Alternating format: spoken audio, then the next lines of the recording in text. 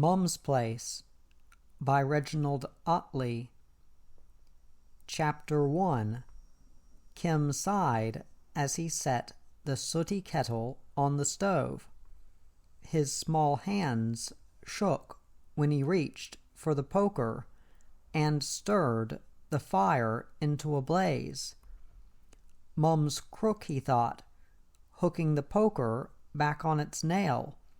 Real crook. She ain't got the strength to even drink her tea. Kim's mother was crook, so ill in fact that she died next morning, just as Kim tiptoed into her bedroom. There was a great aching hope in his heart that perhaps he had been dreaming, that perhaps his mother would be up and dressed and combing her hair in front of the cracked mirror. But she wasn't. Her hands were limp when he clutched them. Frightened, shocked with grief and loneliness, Kim crouched by the bed. He barely heard when Ted Spears, the mailman, rode along the weed-grown path and peered in through the window. For a moment Ted paused, motionless, leaning from his saddle. Then he wheeled his horse and galloped back toward Ginborough. Some hours later, Dr. Lavelle arrived, bringing with him Miss Murphy, the local general help. As the two entered the room, Kim was still crouched by the bed, holding his tousled head tiredly between his hands. "Take him outside," Dr. Lovell told Miss Murphy, "while I make an examination. Get him a meal or something."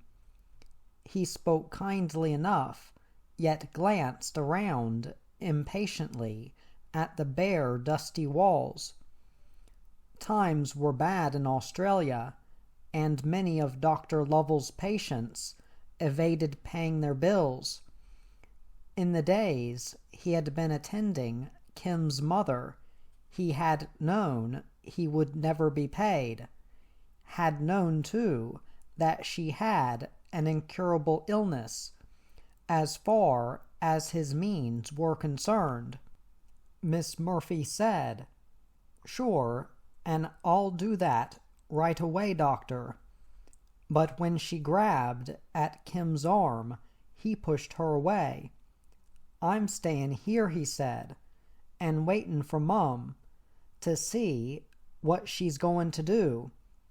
No one's sure yet whether she ain't no more 'n asleep." He spoke defiantly, yet there were tears in his eyes when he covered them with his hands. Dr. Lovell coughed, and bending over the bed, slowly straightened the blankets before he said, "She is asleep, Kim, only it's a sleep that goes on forever. Now be a good boy and do as Miss Murphy says. We must try and find somewhere you can stay." He fidgeted again, impatient to leave, as Kim shouted, "I'm stayin' here," and huddled down lower beside the bed. "I'm stayin' here in me home. It's my home, and Mum's, and nobody's goin' to drag me away." He pressed against the blankets, feeling their rough comfort against his face. Dr. Lovell said, "No one's going to. The thing is, Kim, boys of 7 can't fend for themselves. You must have someone who will look after you." "I've got Mum," Kim mumbled, slurring the words with muffled sobs. "Besides, I ain't 7, but nearly 8. So I'm older than you say, and can look after myself." Miss Murphy had been listening. Now she moved about, picking up things, then putting them down again. "Leave 'em to me, doctor," she said, 'Tis meself who understands the boy. There's a touch of waywardness in him, now that his mother's gone. God rest her soul. She made the sign of the cross over her crumpled blouse. Dr. Lovell nodded, then wrote hurriedly on a form he had brought. He put this carefully in the drawer of a small chest of drawers by the bed, and as he prepared to leave, asked Miss Murphy whether she was sure that Kim and his mother had no relatives. There must be someone, he added, with whom we can get in touch. Miss Murphy sniffed and shook her head. None, she said emphatically. None, as sure as I'm standin' here. His mum told me time after time. There ain't no one who cared whether she lived or died. Peering up at her from between his hands, Kim almost shouted that she was a liar, that his mother had never spoken to her except to say an odd good day. But what's the use, he thought. She goes on and on tellin' her yarns around the town, and everyone believes her. I wish they'd go and leave me alone so me and Mum can sort things out. Vaguely he felt that while ever he was there, in the room, and his mother was still on the bed, the pattern and routine of life, as he had known it, must go on.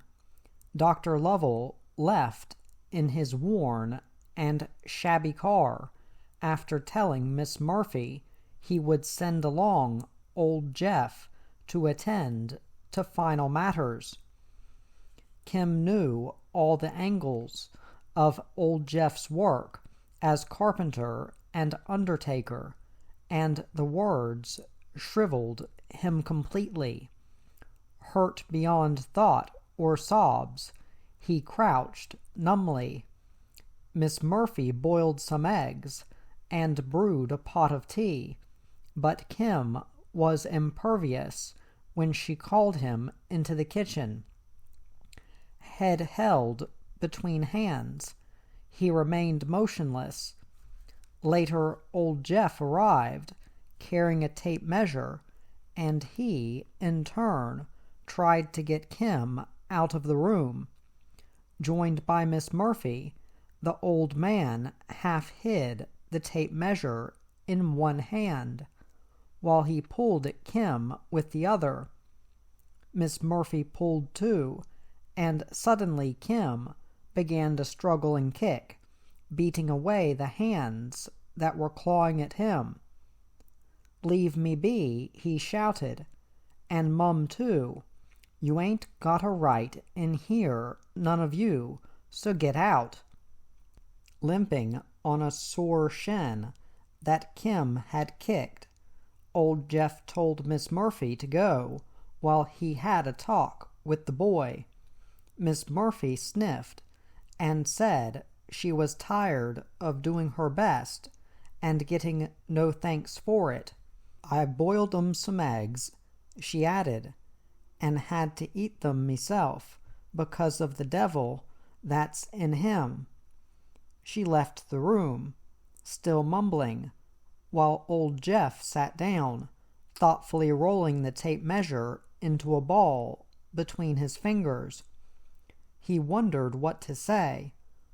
Old Jeff was a man who had seen the ebb and flow of life in Ginborough. Mostly the flow had passed him by, but he was usually caught in the ebb when the last remaining chores were needed. There's always been someone, he thought, who can help, but here he shrugged, staring around in disbelief. Old Miss Murphy can't shift the boy, and he don't want no part of me. He reckons I'm comin' between him and his mum, which I am, of course, whichever way you look at it.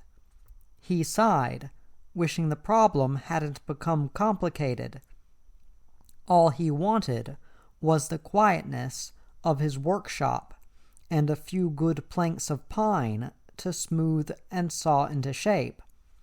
Yet there was a feeling in him, too, for the boy hunched down by the bed. Old Jeff filled his pipe.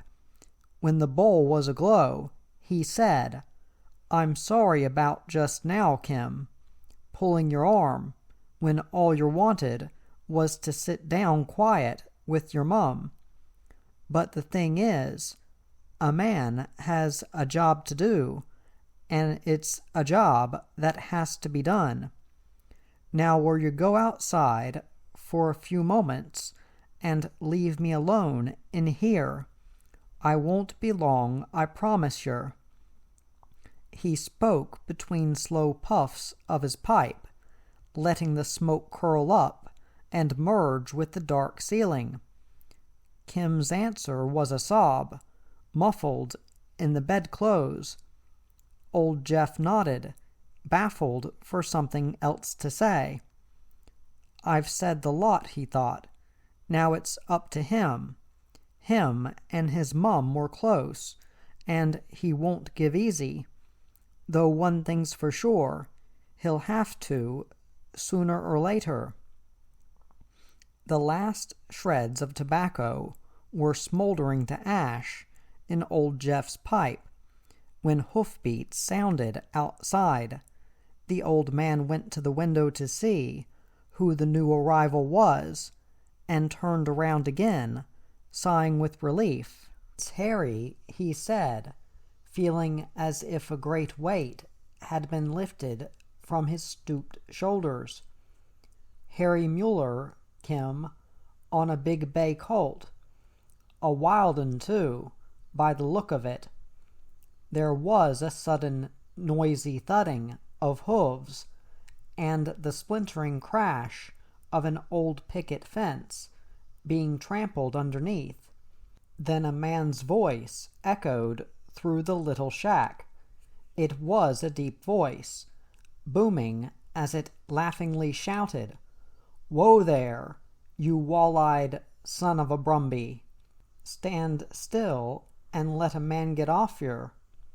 Presently, after spending a few moments in the kitchen talking to Miss Murphy, a tall, lean man came into the bedroom. For some time he stood motionless, fixing his gaze on the bed in the corner. Then he walked stiff-leggedly forward to kneel down beside Kim. There was a long quietness, broken only by Kim's occasional sobs, before Harry Mueller said, "I didn't know Kim. I didn't know until Miss Murphy told me just now. Honest, Kim, I didn't. Your mum didn't say anything when I saw her a fortnight ago. You remember, Kim, we had scones for tea in the kitchen. She seemed as right as rain." Slowly he rubbed a hand over his dark, sweaty hair. Try as he would, he couldn't think clearly. Kim's mother had meant much to him. Now he felt dazed, though conscious that the boy crouched down by the bed needed help. Awkwardly, Harry reached out and touched Kim's shoulder. For some moments the boy neither moved nor glanced up. Then he scrambled to his feet. Scuffling his face on his arm, he stared out through the dust-hazed window as he said, "Is it true, Harry? Honest true? Has Mum really gone for good? Is she dead, Harry?" He forced the last sentence out between almost clenched teeth. Harry said, "Yes, she's gone, Kim, gone. But in a way, I reckon she's still around. You know as well as me, Kim, she wouldn't want to be far. Not from you, Kim. You were all she had, remember?" Kim nodded, but the hurt was welling up in him again, and he couldn't speak.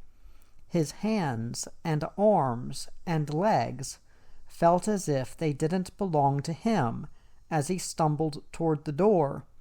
Harry followed, leaving old Jeff still puffing his now cold pipe.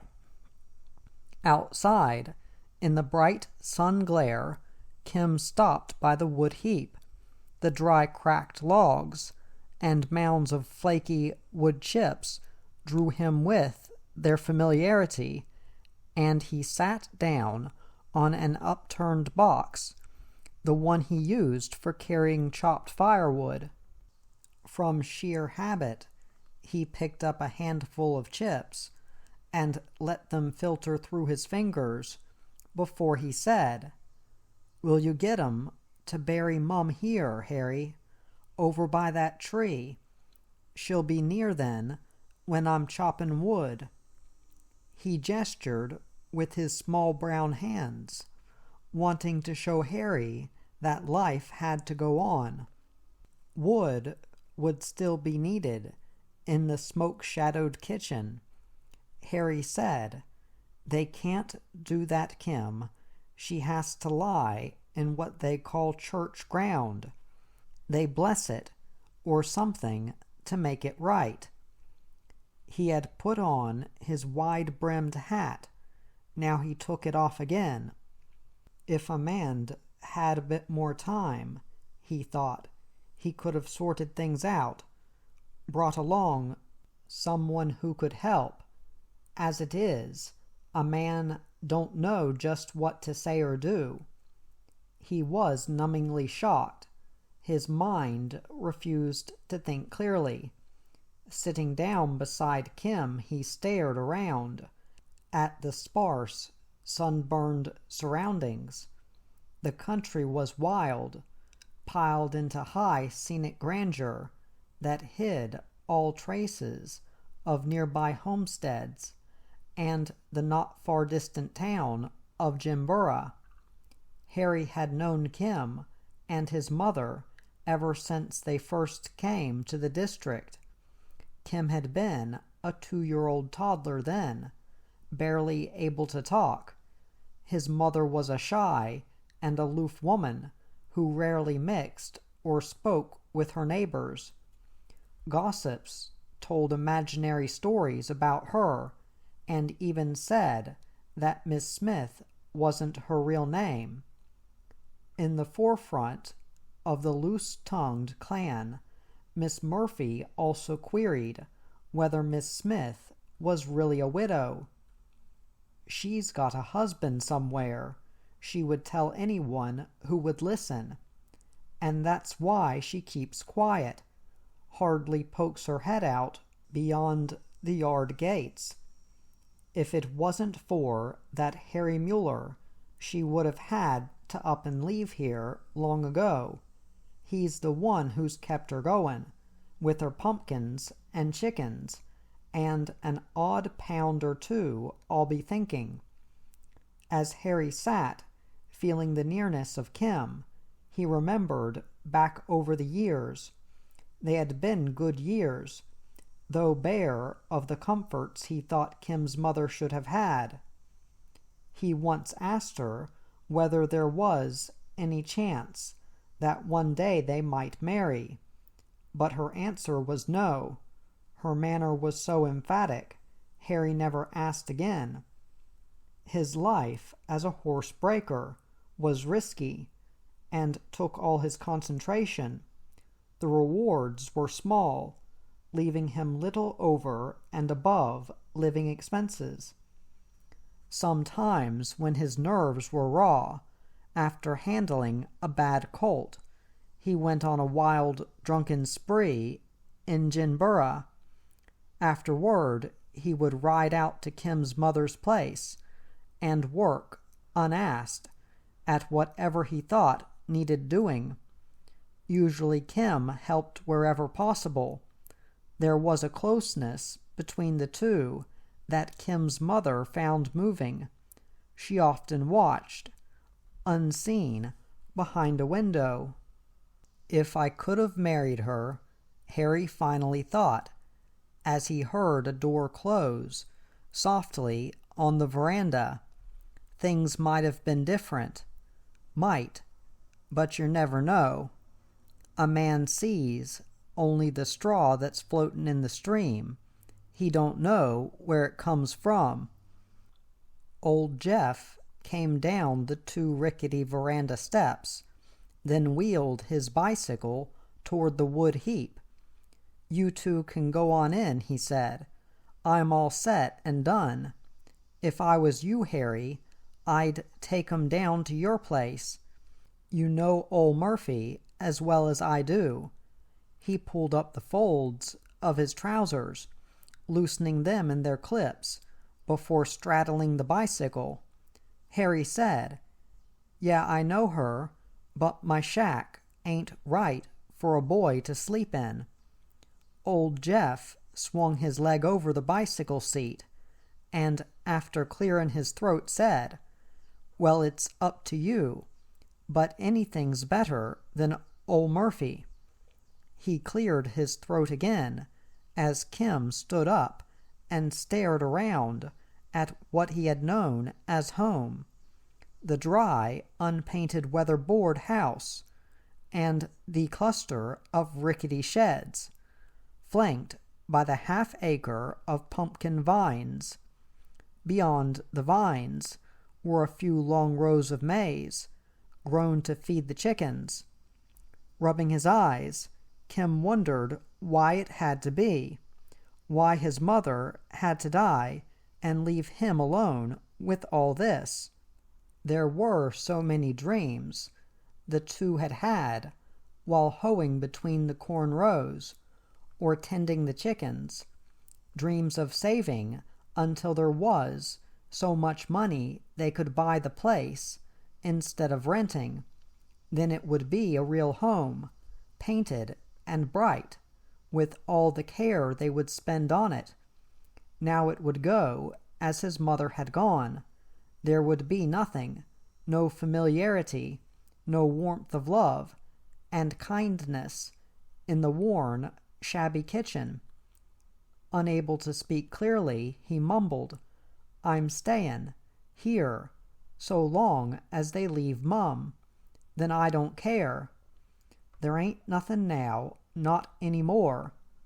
Harry said, "Yes, there is, and we're going to sort out something. You get under way, Jeff, and leave us alone." He slapped a hand down on the bicycle's metal luggage rack and felt relief in the pain that shot up his arm. Old Jeff nodded, and as he pedaled away, the colt Harry had tied on the other side of the house whinnied shrilly. The sound had an urgency that echoed through the sheds. Hens, chickens, and roosters cackled and crowed in chorus. "Come on, Kim," Harry said. "We've got work to do. You know what a one your mum was for seeing the chooks fed." Together, each fighting the misery choking him, they freed the colt in a stall, then fed the chickens. Before she left, Miss Murphy made some tea and corned beef sandwiches, but the 2 barely ate while sitting again on the wood heap. That night they slept side by side on the veranda, outside Kim's mother's bedroom window. Kim said, "Mum'll like it, Harry, won't she?" And after some time he added wistfully, "It could be a mistake, Harry, couldn't it? She could be just sleeping." Even as he spoke, he knew that what he said was wrong and silly, yet there was a sense of comfort in the thought. Harry lay staring into the darkness. It's still in his mind, he thought, like it was this afternoon, and will be for a long while yet. His heart's torn out by the loss of his mum, and no one can put it back. Only time can do that. Aloud he said, "I've told you once today, Kim, and I don't reckon we should talk about it any more. What say we just lie and look up out there to them stars, and the great well of emptiness that's stretching beyond? After a time, mate, the ache don't hurt so fierce." Kim whispered, "Yeah, Harry, sure." But throughout the night he sobbed and mumbled, wishing that the day had never been, and that he could take his mother a cup of tea in the morning. Listening, Harry knew there was nothing he could say or do. Kim's sorrow could only be borne alone. Chapter 2. Kim's mother was buried the following afternoon.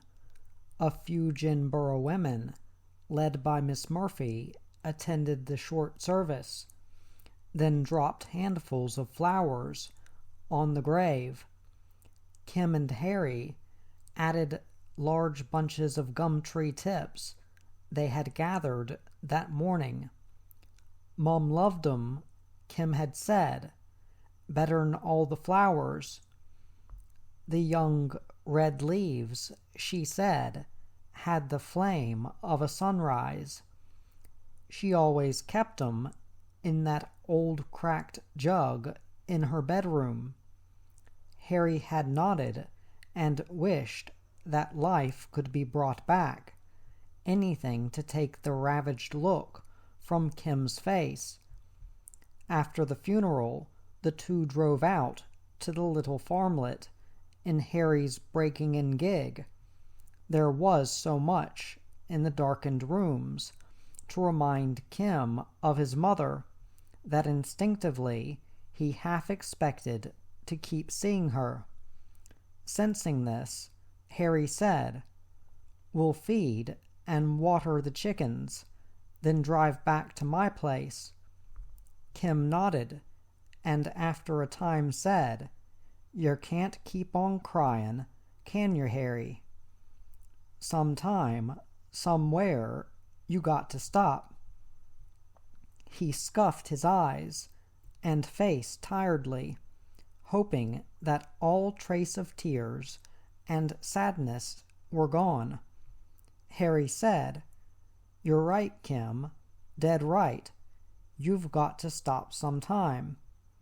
Nothing goes on forever." There was a quietness then between the two, until Harry began to talk about a new batch of colts he would shortly be breaking in. "There's 7 of 'em," he told Kim after they had gone into the kitchen and put the kettle on to boil. 7 5-year-olds, all bustin' out of their hides. There's a gelding among 'em the boss reckons might beat me, a big feller that's already took to a man and put him in hospital." Harry glanced surreptitiously sideways to see if Kim was interested.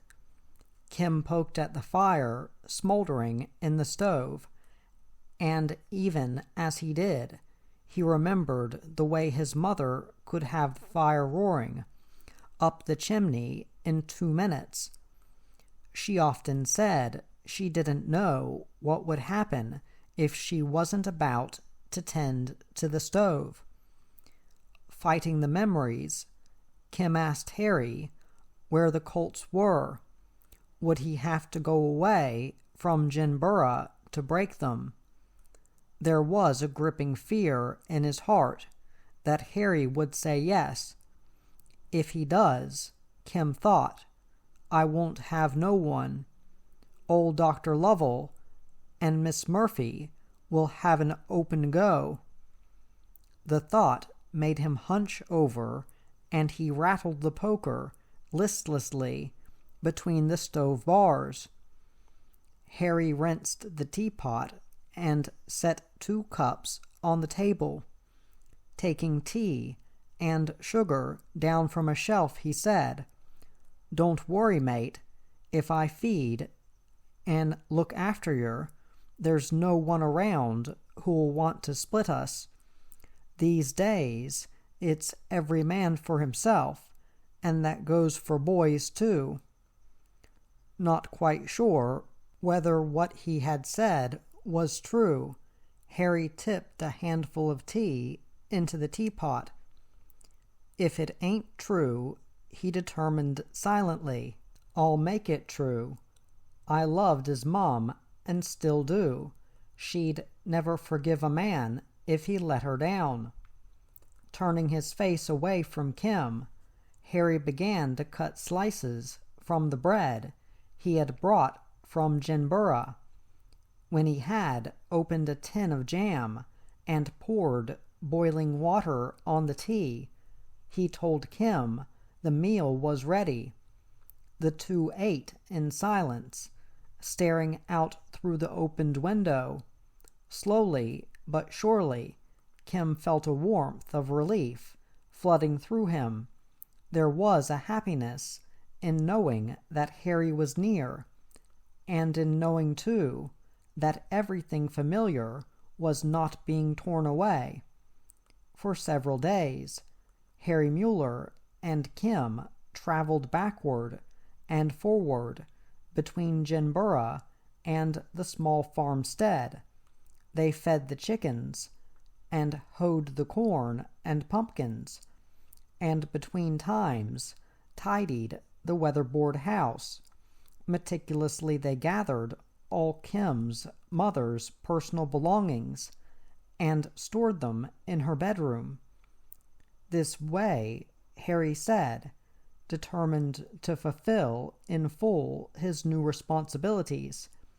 Everything'll be right for yer when you grow up. She's got a heap of letters and things in that right-hand drawer yer might one day want to see. Kim said, Yeah, Harry, but not yet. I can't read all that good. Mum was just... He paused, feeling a resurge of the tears he'd tried to check. Harry said, Yeah, I know. She told me you were doing fine. That's one thing we'll have to do. Get yer a bit more schoolin'. The thought brought an added sense of responsibility, and Harry rubbed his head, wondering how he was going to manage. He was still worried when Dr. Lovell called to inquire about Kim. The doctor said he had been told by Miss Murphy and others in Ch1-3 that Harry had more or less taken over the boy's full care. That's right, Harry agreed.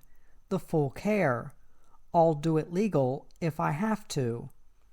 Dr. Lovell said, I've been to the sergeant and asked him to see whether the police can trace any near relatives.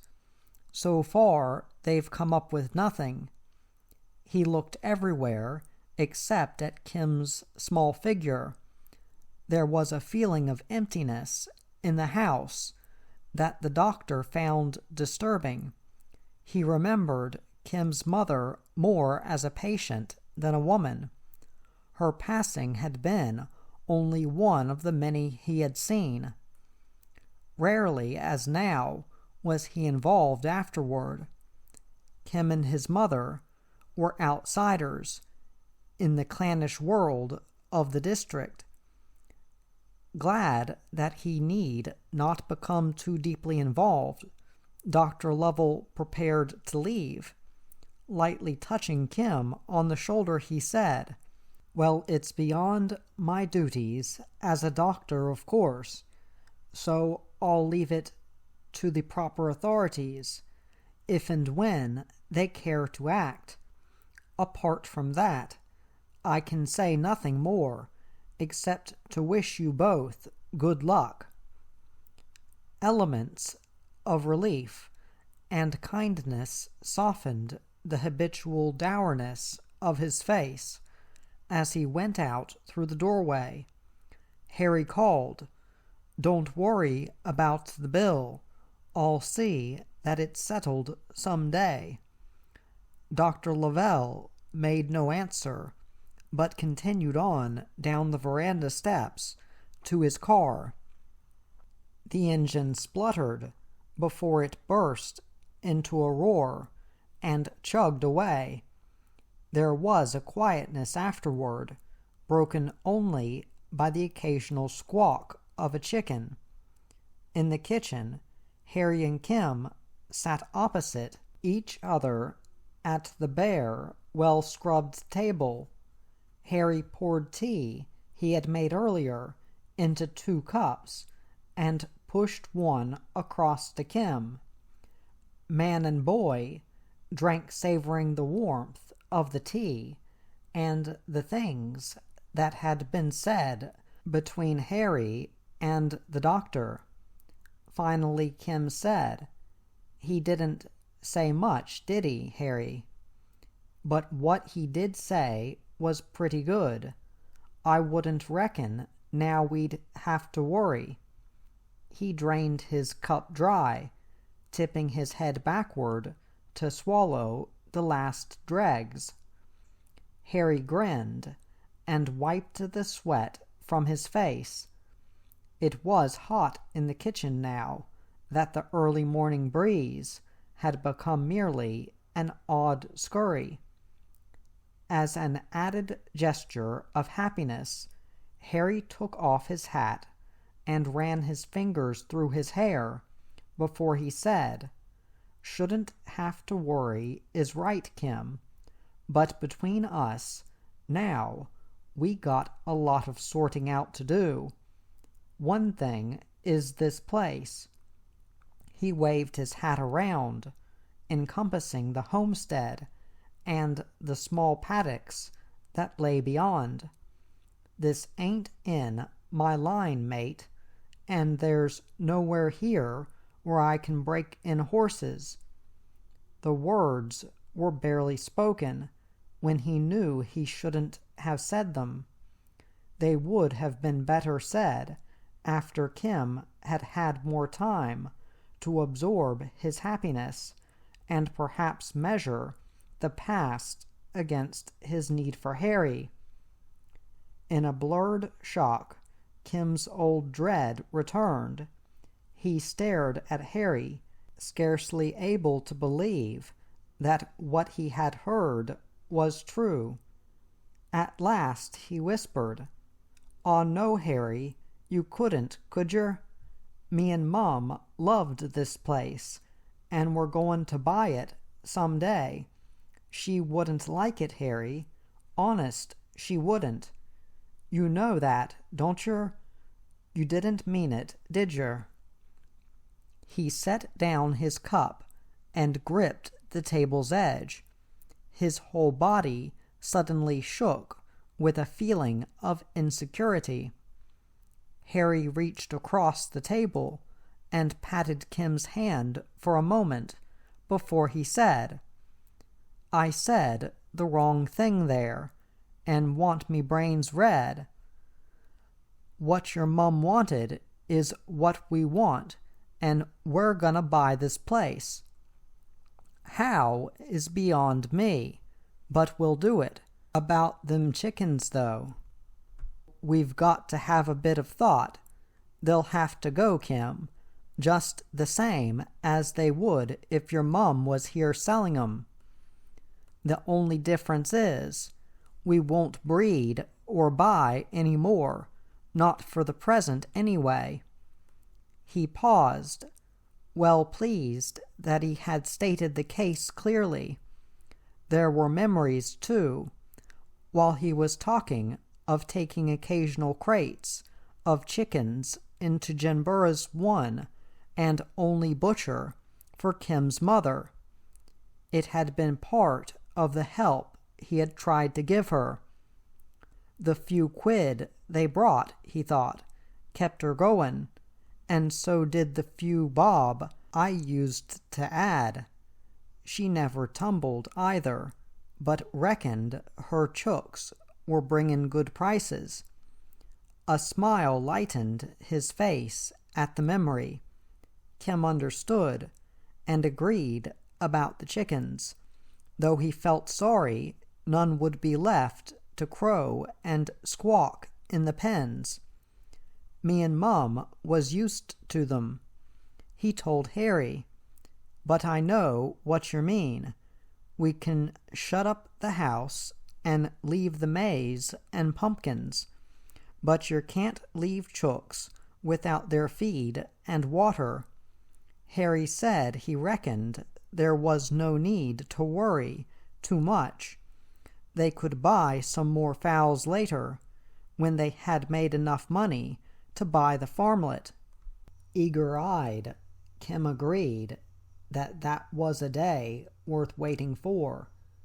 Side by side, the two went out into the yard to crate the chickens, grabbing them by the legs and upending the birds in a flurry of wings and feathers, drove all care and worry from Kim's mind.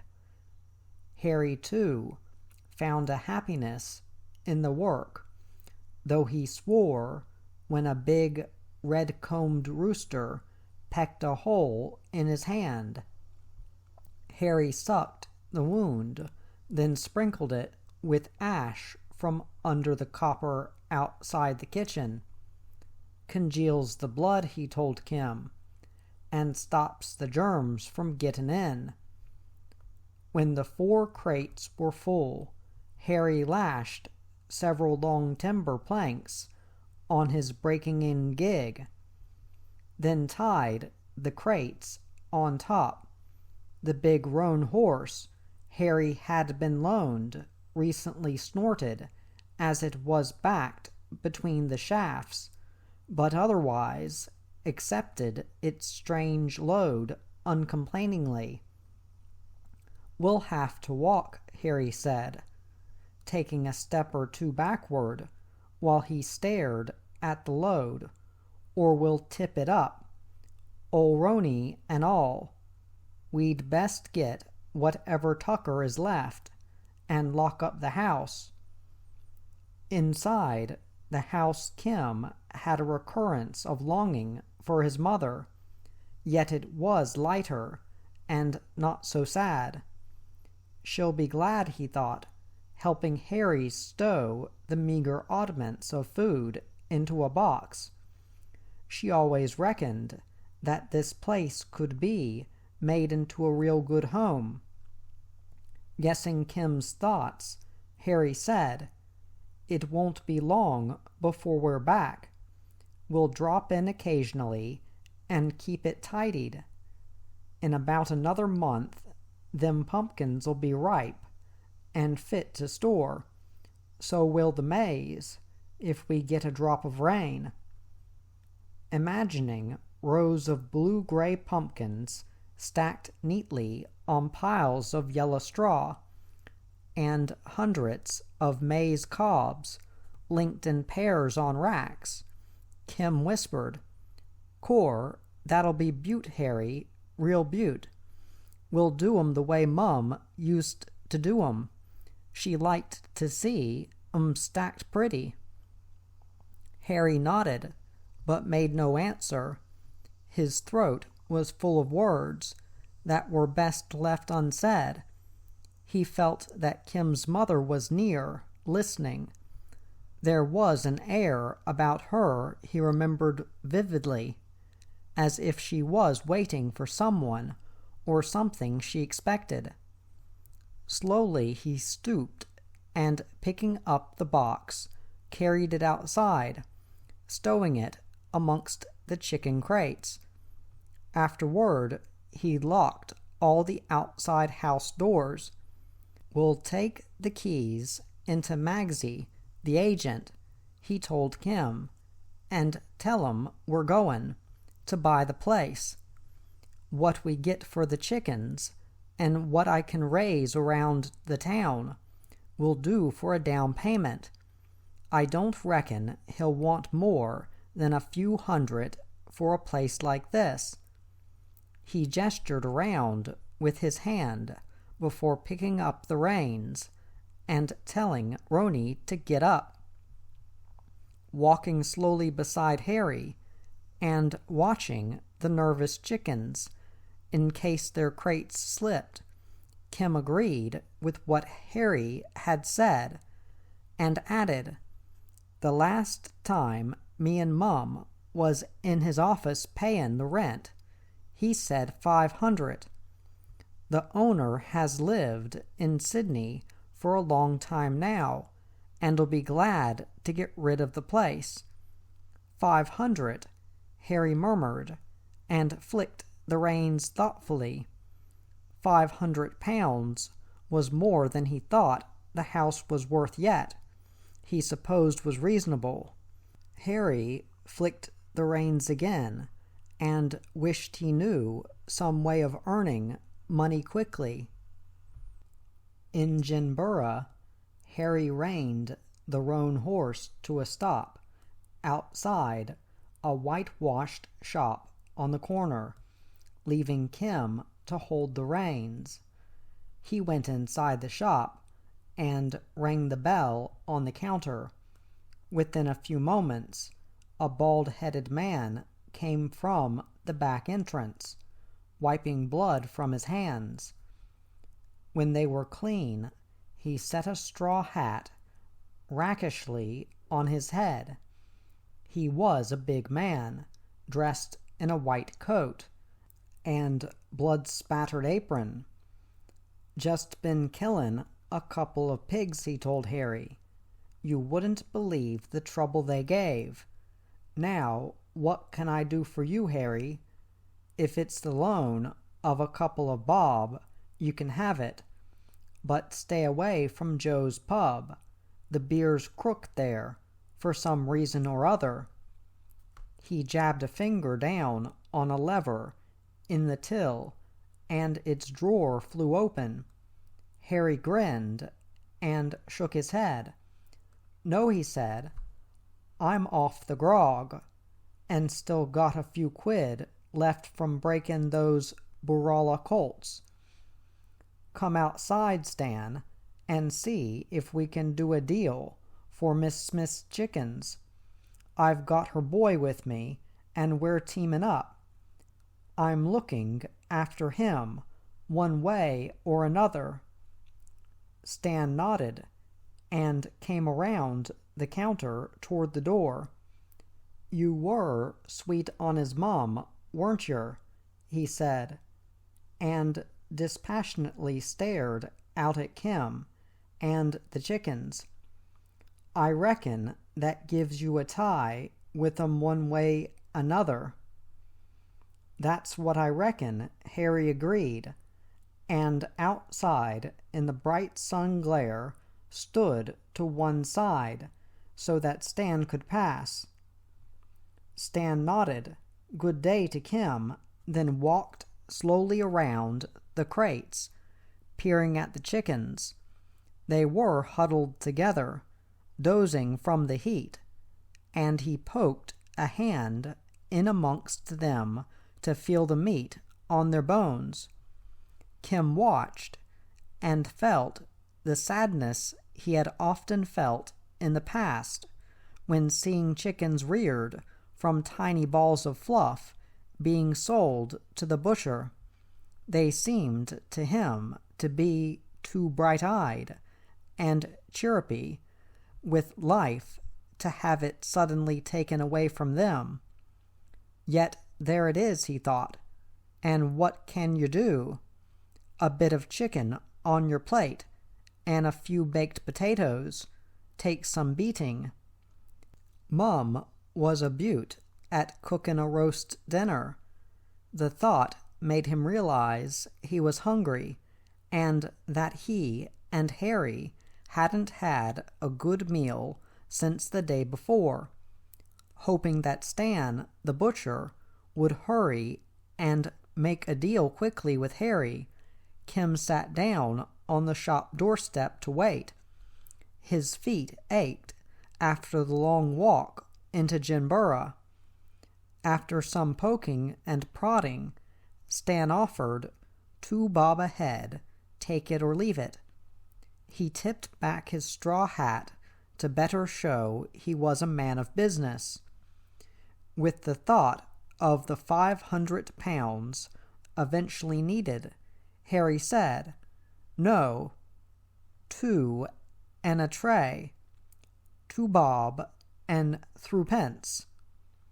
There were some 90 chickens in the crates, and he tried to reckon out just how much an extra 93 pences would bring. The effort required was too great, and he scuffed the sweat from his face instead. Stan said, "Couldn't do it. As it is, I'll only make 6 pence a head. Don't forget, I've got to kill and dress 'em. And my kids go crook when they have to help with the plucking." Then he saw Kim was dozing, lolling back against the door each time his slight body sagged. "All right," Stan added, 2 and 3 pence it is, but you're doin' me. Take 'em round the back, and I'll meet yer there to unload." Harry led the roan down a side track, and Kim followed Stan into the shop. After wrapping 6 chops in paper, Stan said, "You and Harry have 'em tonight. They go down well if you're short of tucker. I'd reckon Harry ain't the sort to know a kid wants plenty of feeding." He pushed the chops into Kim's hands and took off his straw hat again. The clean bright sawdust on the floor and the fresh white painted walls gave a sense of coolness after the heat outside. "Core, thanks, Mr. Finch," Kim said. "But Harry's all right. Straight he is. We've been running about a lot, trying to sort things out. You know how it is, don't yer?" He looked up, wondering if Mr. Finch did know how it was. The butcher and his shop looked as if they had never known care or worry. Stan Finch said, "Yeah, I know how it is. All right. Now come on, or Harry'll think we've deserted him." In the yard, Harry had backed the breaking-in gig close to a row of pens and was standing waiting. When he saw the chops, he argued about taking them, adding, "Me and Kim don't want charity, just a fair old crack of the whip, that's all." This made Kim feel he had been wrong in taking the chops, but Mr. Finch said, "There's no charity about it. They're all part of the deal." Standing behind Harry, he winked at Kim, then nodded his head. Harry said, "Well, that's all right then, so long as we know. That's all we want, ain't it, Kim?" Kim said that was all they wanted, all right, and felt a flood of pleasure flowing through him. "Ol' Harry's good," he thought. "He talks to me the way Mum used to, especially when she was explainin'." Tucking the chops under the gig's seat, Kim hitched his pants ready to help. Mr. Finch grated the chickens into differing sizes, while Harry and Kim did the catching and carrying. Finally, all the birds were settled, feeding in the new pens. Mr. Finch agreed to the crates and planks on the gig being left in his yard, and they were stacked neatly in a corner. Wiping the sweat from his face, Mr. Finch said, "Now we come to the part that hurts," and led the way back into his shop again. Carefully, on a sheet of white wrapping paper, he worked out the cost of 90 chickens at 2 shillings and 3 pence a head. Licking his black pencil for the last time, he said, "I make it £10, 2 and 5. So we'll say in round figures, £10, 2 and 6. How's that with you fellers? He glanced from Harry to Kim, including the boy in his query. They both nodded, but Kim was unable to speak, stunned at what seemed to him to be a large sum. Harry too was pleased, though he pretended not to show it. "We'll leave it to you, Stan," he said. "That's pretty much what I make it." Mr. Finch counted the notes into Harry's hand, then added the silver. Stuffing the money into his hip pocket, Harry said, "Now it's next stop, Magsy, the agent. See you later, Stan, and thanks a lot." Stan said, "Glad to see yer any time," and turned to serve 2 Ginborough women who had just come into the shop. Out in the yard, Harry gathered the reins in his hand and climbed up on to the gig's seat, while Kim took a last look at the chickens. They peered out at him familiarly, as if expecting more feed. Clambering up beside Harry, Kim sat silently during the short drive around to the agent's office. There was a sense of loss about parting from the chickens, yet there was a happiness, too, in what lay ahead. The dreams Kim had learned from his mother were unshakably in his mind. While Kim sat hunched over anxiously on a chair, Harry and Mr. Maggs, the agent, discussed the buying and selling of the little farmlet. Mr. Maggs agreed that the price asked was £500, but he didn't think £10 was sufficient deposit. Harry argued that £10, with more to come fairly soon, was better than leaving the place to tumble down or be swept off the map by a bushfire if the land became overgrown. This was a telling argument, with which Mr. Maggs was inclined to agree. The vagaries of the bush had dominated much of his life. He had known fire, flood, and the pestilence of rabbits and other vermin, yet he felt that in the far-off owner's interest and his own percentage, he should get as much money as possible from Harry, though he knew Harry and his circumstances well, and thought it surprising he could even raise £10. Listening to the talk, Kim huddled lower with despondency. "Core," he thought, "all them pounds seem impossible.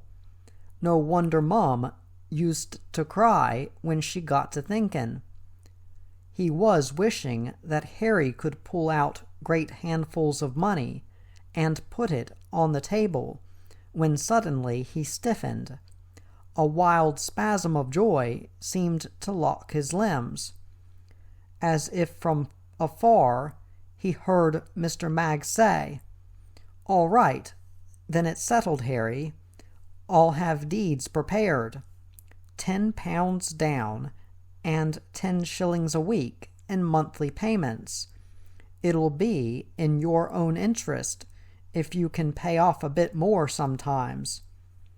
He began to fiddle with a pen, suddenly feeling that perhaps after all he hadn't made such a bad deal. Properties like the little farmlet were almost impossible to sell. Few people could pay more than a few shillings rent. Harry stood up and stretched, then tipped back his wide-brimmed hat. Taking the £10 from his pocket, he held them tightly for a moment before he said, "Give us a receipt and we're set. We're set, Kim, and no one can take it from us. We own your mum's place, just like we said we would. I'll sweat blood if I have to keep up them payments." He looked down at Mr. Maggs, as if defying him to say otherwise. Kim too glanced across the table, though more in wonder. Mr. Maggs grinned and said, "Yeah, I reckon you will, at that. The going's tough most everywhere, but there's always a horse or two that wants breaking. Though you'll have to mind now, Harry, one of 'em don't break you." While he spoke, he had been scribbling a receipt, and he gave it to Harry in exchange for the money. Harry said, "I'll mind all right. Come on, Kim, and let's go home." He paused in the doorway and put a hand on Kim's shoulder before adding, "That ain't right, is it, mate? Home's the place we just bought, not my old shack." Content just to be there, walking out of the agent's office with Harry, Kim made no answer. There was a secureness in the grip of Harry's hard brown hand, and a happiness in the dry sunburned street. Even old Miss Murphy, peering at him, and Harry from the store across the way, brought no bad memories. She half waved back as he waved to her when Harry drove the roan along the main street and out to an old wattle and daub shack. It was crumbled and dusty, gaping with holes where the daubed plaster had broken away from the wattle twigs, yet the roof was sound and kept out due a rain. Nearby, between the shack and an abandoned sawmill, was a roughly built horse yard in which Harry freed the roan. Beyond the sawmill stretched mile after mile of rugged, broken country which sheltered the Snowy River headwaters. Standing with Harry, while they watched the roan bury his muzzle in a feed trough, Kim said, "She's been a beaut day, Harry, real beaut. It makes yer feel good, as if Mum was here or inside, frying them chops." He gestured toward the shack, almost convinced that what he said was true. His round, freckled face creased in a dreamy smile. Harry saw the smile and glanced away. "If I say something about his mum," he thought, "it'll bring back the memories, tumbling one over the other. But at the same time, I can't ignore what he says. He ain't going to forget until time takes a hand." A small scurry of wind, whispering through the scrub, swirled across the old sawmill and whisked up the roan's tail. In a fretful spasm of irritation, the roan lashed out and kicked its bucket of water flying. Caught in a splatter of water, Kim and Harry began to laugh, and they started toward the shack. "You refill the bucket," Harry said, "and I'll fry the chops. What do yer say to a slice or two of pumpkin fried in the fat?" "Great," Kim said, "and I'll cut a bit of wood. I like to keep my eye in, doing the odd jobs." And as he turned back to pick up the bucket, he added, "It don't seem real, does it? I mean, about you and me being here." He gestured again, this time with the bucket in his hand. Harry said, "It don't seem real, all right. Now leave me alone to do the cookin'." Chuckling, he bent his tall frame to enter the shack and blow the smoldering coals in the fireplace into a flame. Soon as Kim chopped a pile of firewood on the wood heap, there was the rich smell of chops frying in a pan. Contentedly, he swung the axe and listened to the rosellas squawking in a tree. They seemed to be arguing over a nest site in a hollow limb. In a way, Kim thought, gathering an armful of wood to carry into the shack. They're like Harry and me today, arguing with Mr. Maggs. That old hollow spout means as much to them as Mum's house does to him and me. Memories returned, filling his throat, and he wished that all that had happened had never been, and he was taking the wood into his mother. Then he swallowed quickly and cleared his throat. With the wood clutched close against his chest, he went into Harry. That night, sprawled on a sheepskin spread over a heap of straw, and covered by one of Harry's blankets, Kim watched the firelight flickering on the crumbling walls. Harry slept, full length, on a roughly made canvas stretcher. Dawn was near when Kim, too, at last fell asleep. His feet poked out tiredly and barely twitched as a possum crept in and sniffed them. There was a quietness then, while the possum crouched by the fire, eating the last of the pumpkin. Chapter 3. In the morning, Harry made a billyful of tea, while Kim washed in a tin pan outside the doorway. Harry poured 2 cupfuls of tea and stood them on the empty packing case used for a table before he noticed all the pumpkin was gone. "We've had a visitor," he called to Kim, "and unless I miss my guess, it was Charlie the possum. I call him Charlie after a mate I had. He used to pinch everything, except me trousers." Chuckling, Harry set a loaf of bread and a tin of jam on the packing case. Coming in, with water still dripping from his hair, Kim said, "I bet you've had some funny mates in your time, Harry, and I bet you reckon I'm one of the funniest. I've been thinking out there, I'm bound to get on your nerves sometimes. Even Mum used to say I'd send her crazy." His eyelids wrinkled in concentration as he stared at Harry. The quietness outside, brooding over the scrub and old sawmill, had brought many thoughts to Kim's mind, among them the query of why a free and easy man like Harry should care for a boy like him.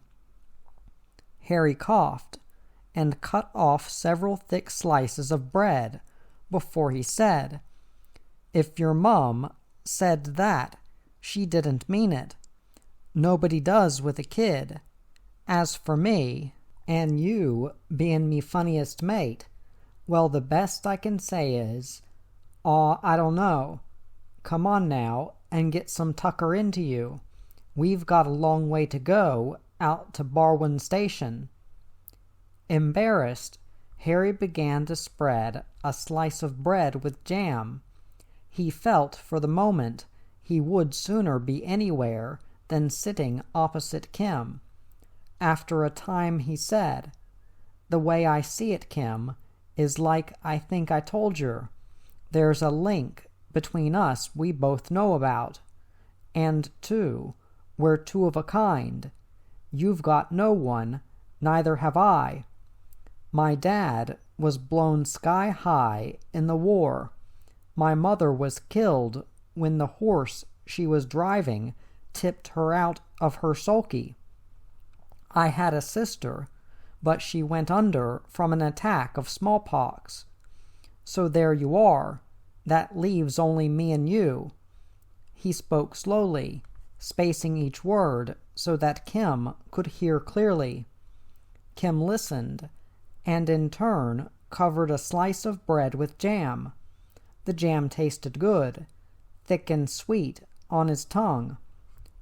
"Ol' Harry's great," he thought, sitting there and talking.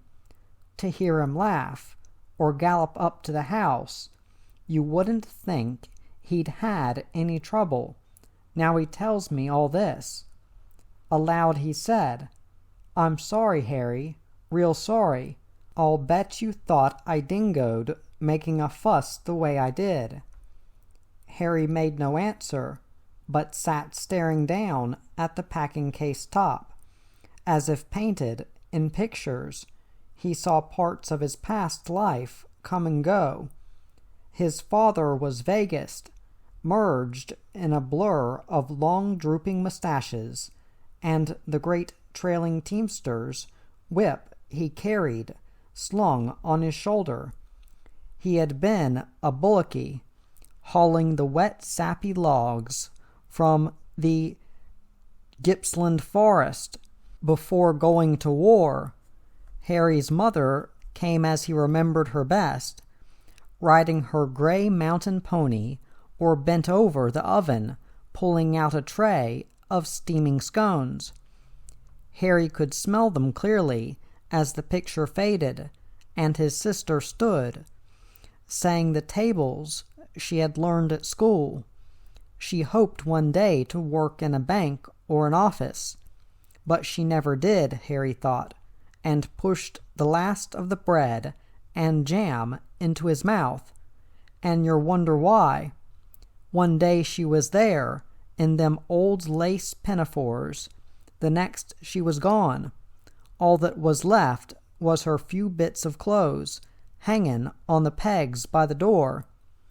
Suddenly Harry stood up, and gulping a great mouthful of tea, told Kim he was going outside to harness the roan. He slammed the mug he had been drinking from on to the packing case, and hunching over to pass under the door jamb, went outside. There was a sadness about the way he squared his shoulders, and stared ahead at the sawmill as he walked. I bet he ain't seein' nothin', Kim thought, spreading jam on another slice of bread, except what he was sayin' about his family, and it's my fault for talkin' the way I did. Wondering what to say or do to ease Harry's obvious change in manner, Kim finished eating his breakfast. As he washed the mugs and Billy, then hung them on nails driven into a ledge over the fireplace, he wished he was older. "If I was," he said, wiping the top of the packing case and throwing the crumbs in the fire, "I could be more of a mate to him and talk in the right way about horses and cattle and things like that. But one thing's for certain, and this I swear." He held up his hand, then placed it over his heart. "I'm not pullin' a face or snivelin' over Mum, not any more. You hear me, Mum, and know that I ain't forgettin' you, but just goin' along with Harry. I've got to, Mum, to give him a fair go." A feeling of warmth and happiness came over him, as if his mother really was there and listening. He imagined her giving him a little loving push, and sang, "Go on there, silly. You're as daft as they come. I don't know what you use for brains." "Core," Kim whispered, and going outside, saw Harry near the horse yards, putting Roni between the gig's shafts. "Sorry, Harry," Kim shouted, "but I've been tidying up." "It's right, mate," Harry shouted back, "You're dead on time. We're all set now to go." His face was creased again, with its odd familiar smile, and he moved around Roni with his usual ease. Years of handling and breaking bush horses had given him bowed legs and a rocking, cat-footed way of walking. Feeling that what he had said in the shack must in some way have been a prayer, and that it had been answered, Kim buckled the breeching strap and hooked the trace on his side of the gig, as Harry led the horse and gig back to the shack. Kim walked beside him. There was a happiness now between the two that made them light-hearted. They rolled the blankets and sheepskin into a swag and tied it with Harry's long catching rope. After the swag, Harry's breaking in gear and Big Stockman's saddle were stowed in the gig. Its tray or flooring was flat and extended backward behind the raised seat. There was plenty of room for Harry and Kim to sit. As Harry said, while he and Kim were settling down on the seat, and the roan was snorting impatiently, "Just put your feet wherever you can, and lean back comfortably. The scenery is great out toward Barwan." The roan broke into a fast-stepping trot that soon left the old shack and derelict sawmill far behind. Swaying to the lurch of the gig, jolting over the rough bush track, Kim felt he was beginning an adventure. The leather gear and plated green hide ropes of Harry's occupation added to the feeling. Everything here, Kim thought, smells of leather, grimed with horse sweat. You can see the hair, too, that's rubbed off horses over the years. Harry must have broke in hundreds, maybe thousands, in the time he's been going. I'll bet he can ride a buck jumper, blindfold. He was almost tossed from the seat when Harry reined Roni clear of a snake on the track, and said, "Well, mate, it won't be long now before another mob's in the yard, and I'm screwing me saddle down on one of them. This Barwan station has a name for rough horses. I broke in a few there some years ago. They were me first mob, in fact, after I'd come to the district. It was after I'd finished with 'em that I first saw you." He flicked Roni lightly with his stock whip, then gazed ahead again.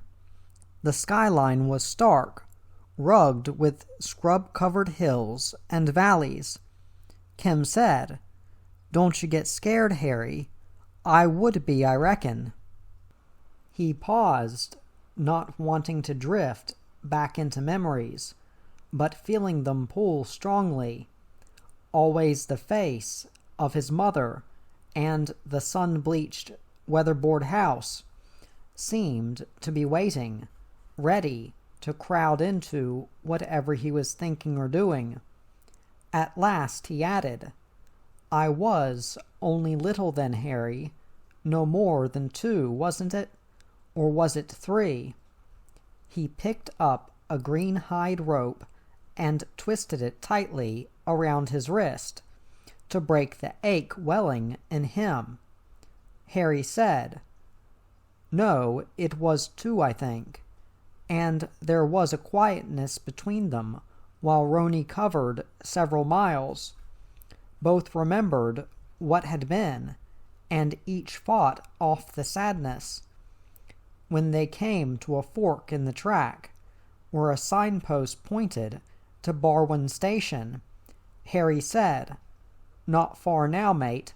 About 4 miles, I reckon. The property's wild and mostly unfenced. You can't get in or out by car or truck. It's all horse, saddle, gig, or wagon. He spoke in short, jerky sentences as the first rougher sections of the track came under the wheels. Roni snorted, feeling the sudden swerving drag of the gig. Kim clutched the handrail and sat up straighter on the seat, beginning to feel excited at nearing the end of the journey. He asked Harry how many cattle Mr. Cleaver, owner of Barwon Station, ran. Harry said he thought somewhere between 2,000 or 3,000, and added, "That's what he thinks, anyway. I don't reckon they ever get a chance to have a clean muster." Harry chuckled and steadied Roni from stumbling. Every so often, where the earth softened, huge wagon ruts were crushed down deeply. It's the same with his horses. Sometimes they find 'em, sometimes they don't. In country like this, you could hide for years and no one'd find yer. Ned Kelly would have been right if he'd found this place. Harry chuckled again, wondering if the one-time outlaw was as good a bushman as he was reputed to be. Like some of the old horsemen, Harry thought, with the pickaxe handles strapped across their saddles to keep 'em on. No one today can say how good or bad they were. You just don't know, and that's the end of it. Kim sat stiff-backed, swaying as the gig jolted and slewed, glancing around at the scrub-covered slopes and dark overgrown crevices. He imagined horsemen riding silently down to the track. He could almost hear the cry of "stand and deliver" as the old-fashioned pistols threatened from the outlaw's lean, sun-blackened hands. Kim sucked in a deep breath before he said, "Core, you could imagine anything here, Harry. There's a kind of feeling that you can't explain, as if someone was watching from behind the scrub." He half shivered, jerking his slight shoulders. Harry said, "You can imagine anything anywhere, Kim, if you want to, but I dare say the scrub could tell a few tales if it had a mind. As near as I know, there was never many abos, but a few escaped convicts fought and dodged the law around here. There's a few of their descendants," he added, looking at Kim and chuckling, "still living in Jinbura. They'd take your shirt if you gave 'em the chance." Flicking Roni with the whip, he steered the horse down a stony slope into a fast-flowing creek. As horse and gig crossed, the water spinning from the wheels glittered in the sunlight. Kim held out his hand to let the drops splash his fingers. There was a brightness in the creek that made him smile with happiness. He waited until Roni was straining up the opposite bank before he said, "Core, Harry, this don't seem real. Me and you jogging along, not worryin' about anything. Mum would have—" He stopped short, and the smile faded. "I dunno," he thought, "but she comes when I ain't expecting. Me and Harry were happy, talking about all this." Involuntarily, he rested his head in his hands and stared down at the gear piled at his feet.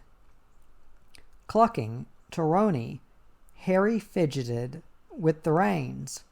Then he tipped back his hat and began to hum a song. The words were sad, yet he felt they would turn Kim's thoughts to the world about them, the world of men who followed the lonely roads. Harry had learned the song as a boy in a drover's camp out west. Presently Kim said, "That's a sad old song, Harry, but I like the part where it says to wrap 'em up in his stockwhip and blanket. You can see 'em, can't yer, not wanting to be parted from his whip. I'll bet he plaited it himself some time when he was young." He stopped talking and straightened up in the seat again as a gate showed in a fence ahead. Harry said, "Yeah, Kim, you can see 'em all right. See his old horny hand and the faraway look that comes when you're old. Now what about getting a touch of that faraway look and opening the gate when we come to it? It's the Bar 1 home paddock, and we're not far from it now." Glad to stretch his legs, Kim clambered down and opened the gate, then closed it again after the gig had passed through. A few cows grazing nearby looked up and stood chewing their cud, while Kim climbed back into the gig. Slapping the reins down on Roni, Harry said, "They're the Bar 1 milkers. Old Cleaver prides himself on living well and feeding his men good. He's got a garden run by his Chinaman cook that's chock-a-block full of spuds and the rest. For a week or two, mate, while we're here, we'll live like Christmas turkeys." He chuckled and leaned back, well pleased to see the smile he had brought to Kim's face. The smile changed to a stare of surprise when the Bar 1 homestead came into sight. To Kim, used to the drabness of his mother's home and the scattered, often dilapidated houses in Jinbura, the long weatherboard house with its colonial-type veranda was a mansion. Bougainvillea and other flowering shrubs made patches of color against the homestead's white paint. "Core," Kim said. "What a beaut place, Harry. There must be a lot of rooms." He shaded his eyes, trying to count the doors opening out onto the veranda. "Yeah," Harry said, "and all of 'em for one old man. Come on, Roni, let's get around to the back." He flicked the reins on Roni's rump before adding, "Not much sign of life. I reckon they're out, maybe bringing in the colts." Familiar with the homestead and its surroundings, Harry unharnessed Roni and turned him loose to graze. Kim hung the sweat-soaked harness under a tree to dry, while Harry walked stiffly over to the men's quarters to find a spare room. Coming back, he said, "There's 2 or 3 rooms empty, so I reckon the hard-up story is even creeping in here.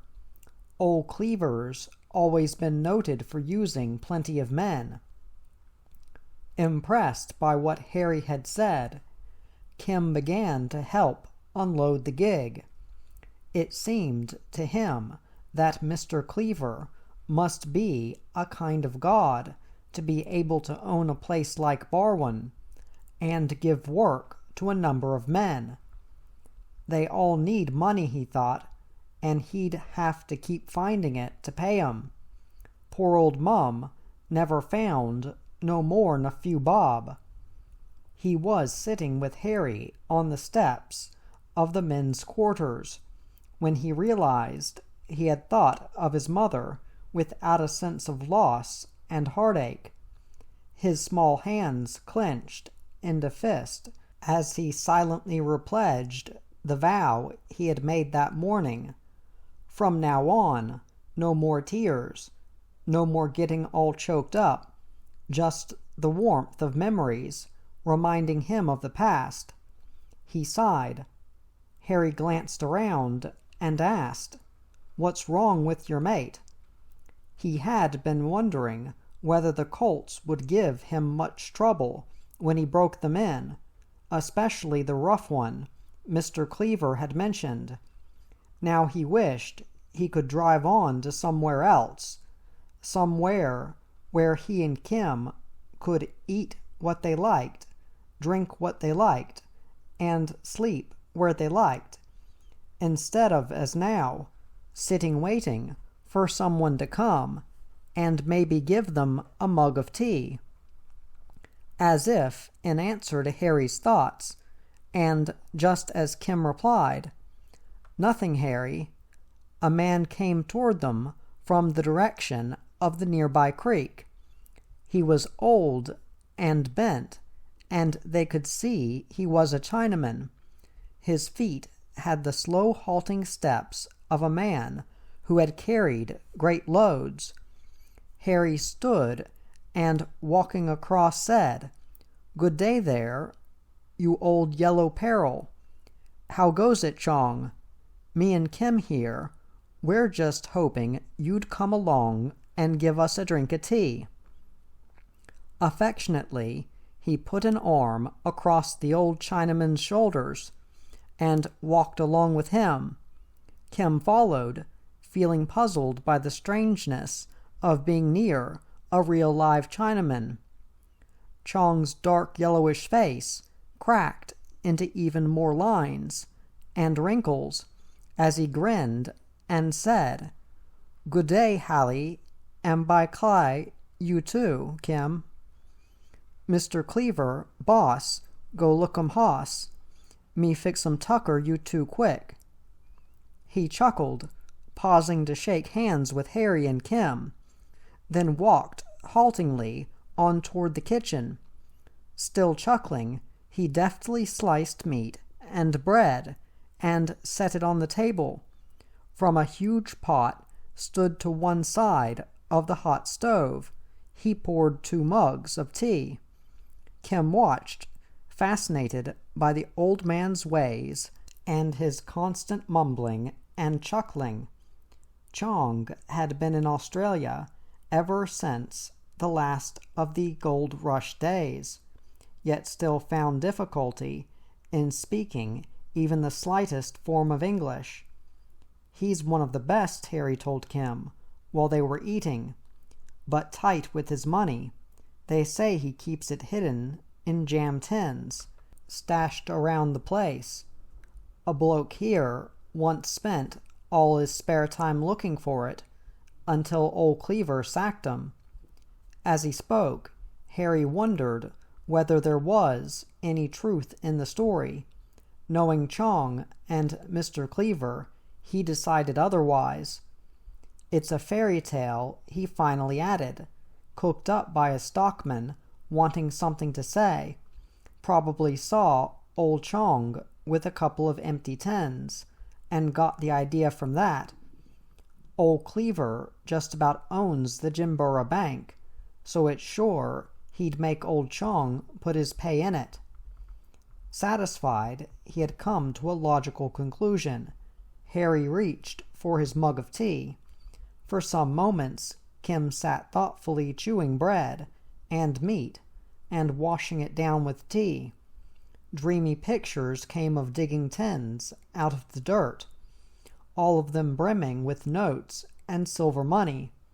He could feel the coins and grubby notes gritty in his hands. At last he said, "It's funny, Harry, ain't it? You see people everywhere with money, yet me and Mum had none, and you had to sell all those chooks just to get a few pounds.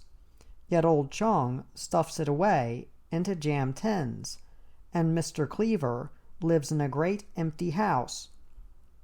He stopped, knowing that what he had said was all jumbled up. Money was something he had never understood, especially when his mother told him she had none or could not afford to pay the rent. Inevitably, she raised sufficient to pay her way, yet never enough to buy freedom from want. Harry said, "Money's a strange thing, Kim, that some have and some don't. Like old Chong," he waved the mug of tea in his hand toward the Chinese cook, "and Cleaver. They're two of a kind under their tough old skins.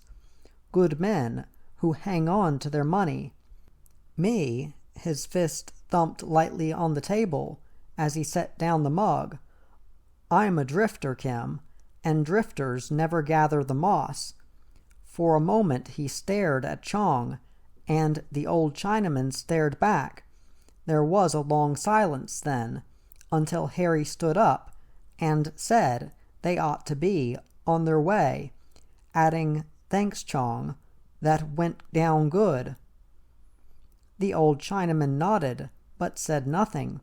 He was busy basting the huge joint of meat he had taken from the oven. Outside, Harry led the way across to a set of well-built horse yards. Climbing onto a top rail, the two sat quietly waiting. Mostly, Harry talked about horses and their differing vices, while Kim sat swinging his legs or peeling the old dry bark from the rail. Though listening to Harry, he thought back to the little farmlet and wondered whether, if ever, he and Harry would live there. £10 away from 500 seemed to leave an impossibly large sum, one that was barely touched by the small deposit. Presently a stock whip cracked, then another and another, echoing high amongst the timber-covered slopes of the horse paddock. Shading their eyes against the afternoon sun, Kim and Harry watched a mob of horses come into view, followed by 4 horsemen. One of them galloped his horse expertly down a steep slope to head the mob and wheel them toward the yards. "That's old Cleaver," Harry said, sliding off the fence to open the yard gates. "He loves a bit of hard ridin', and I'll take a risk with the next one. Pretty good when you think that he's over 70. Kim said, "Core, yer wouldn't believe that, would you, Harry? I reckon 70 must be about as old as there is." As an afterthought, he asked Harry whether he could stay on the fence, and Harry said he could. "Keep your eyes open," he warned, "and learn all you can. It don't hurt no one to know a thing or two about horses." Pushing the heavy timber gates wide open as he spoke, he wondered whether Kim would follow along as a horse breaker, whether Kim's life would be as unpredictable as his own had been. It ain't much, Harry thought, to pass on to a kid, yet my touch and know-how are all I've got, nothing else. The horse ain't bred that can throw me, but in the end it takes more'n that to survive. Suddenly glum, Harry walked into the inner yards to open more gates. He wished it was as easy to open a way into a better kind of existence, especially for Kim. Soon the mob of galloping horses, headed now by Mr. Cleaver, mounted on a big bay, came racing up the final slope. Behind them the stockmen called, urging the wild-maned horses forward. Kim counted 25 in the mob, while they were surging in between the open gates. He watched Mr. Cleaver dismount and shake hands with Harry. Then the two walked about amongst the snorting, trampling horses. Mr. Cleaver pointed out the horses he wanted broken. Soon the 7 were drafted into a separate yard, and the 3 stockmen left with the remainder to drive them to a distant paddock. After some further talk with Harry, Mr. Cleaver freed the big bay into a nearby stall and fed it some hay. He started toward the house in his rolling, stiff-legged horseman's walk, then paused, as if remembering. Coming back, he stopped beside the inner yard, where Kim had joined Harry. Through the rails, the 7 colts snorted and stamped, impatient at being cut off from their freedom. "So this is the youngster," Mr. Cleaver said, and smiled. Bending his lean straight back, he held out his hand. "How are you, Kim? Harry's told me all about you, so I won't say much. Just this: we run to rules on Barwon, but they don't apply to you. You can make it your home while ever Harry's here working." He smiled again, and, nodding, strode off once more toward the house. His spare, unhurried figure seemed fitted to the surrounding quietness. "So there you are," Harry said, and put an arm across Kim's shoulders. "It's a start, mate, and I hope it'll never be any different. Your mum would have liked the look on old Cleaver's face." Together the 2 left the yards, and in their room spread their blankets on the beds. "You have the sheepskin," Harry said. "It keeps the chill off when the night mists creep in." As extra comfort, he passed Kim an empty chaff sack he had brought along from Jimbura. "You use it," he added. "A sack sometimes seems to have as much warmth as a blanket." Kim took the sack and spread it under the sheepskin. With the one thin blanket doubled to make thickness, it made a comfortable bed, though Kim remembered there were 2 quite good blankets left on his bed at the farmlet. He told Harry this, but Harry said, "No, they stay there, mate, for when we go back. They're part of our home, and that's what we're working for." Kim said, "You're right, Harry, dead right, core. Won't it be great, just walking up that path?" There was a quietness then between the 2, and they went outside to sit on the veranda steps. The westering sun showed it was nearly time for dinner.